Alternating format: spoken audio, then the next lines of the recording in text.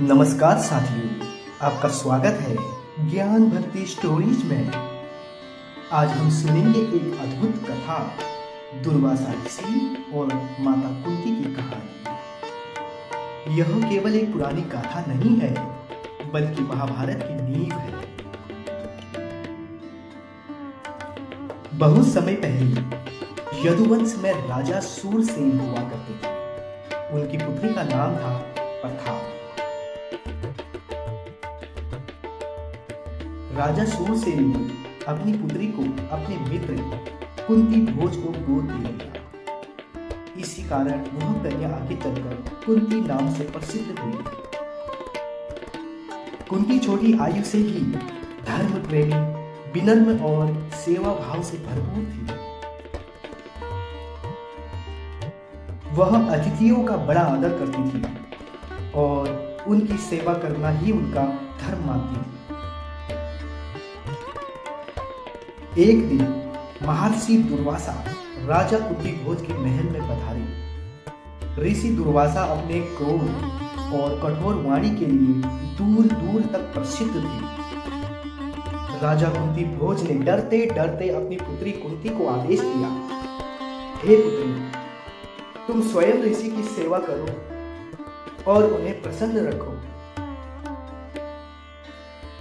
कुंती ने आज्ञा का पालन किया। वह दिन रात तन मन से ऋषि की सेवा में लग गई। कभी वह उनके लिए भोजन बनाती, कभी उनका आसन बिछाती, कभी उनके चरण दबाती, तो कभी उनके तप में बाधा न आए इसका ध्यान रखती। उनकी सेवा देखकर ऋषि दुर्वासा के कठोर हृदय भी आनंद से भर गया। अगर वीडियो अच्छी लग रही हो तो कृपया वीडियो को लाइक और शेयर करना ना भूलें। कई दिनों की सेवा के बाद ऋषि प्रसन्न होकर बोले, वास्तव मैं तुझ पर अत्यंत प्रसन्न हूं। आज मैं तुझे एक अद्भुत वरदान देता हूं। फिर उन्होंने कहा, मैं तुझे एक दिव्य मंत्र प्रदान करता हूं।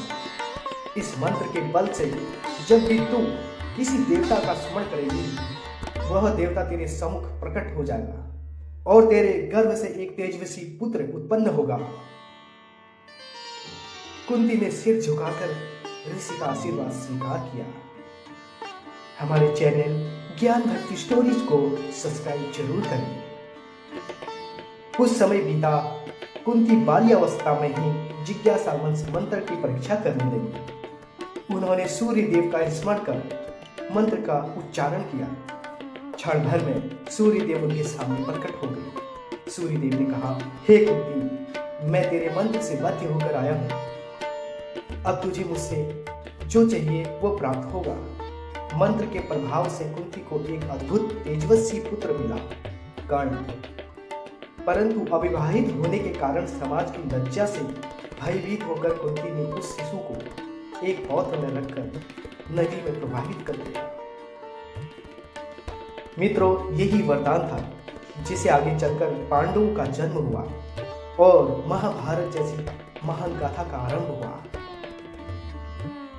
यह कथा हमें सिखाती है कि सच्चे मन से की गई सेवा कभी व्यर्थ नहीं जाती और संत ऋषियों की कृपा से जीवन की दिशा ही बदल सकती है। यदि आपको ये कथा पसंद आई हो तो हमारे चैनल ज्ञान भक्ति को जरूर सब्सक्राइब कीजिए और हमारी वीडियो को लाइक और शेयर करना बिल्कुल ना भूलें। जय श्री कृष्ण।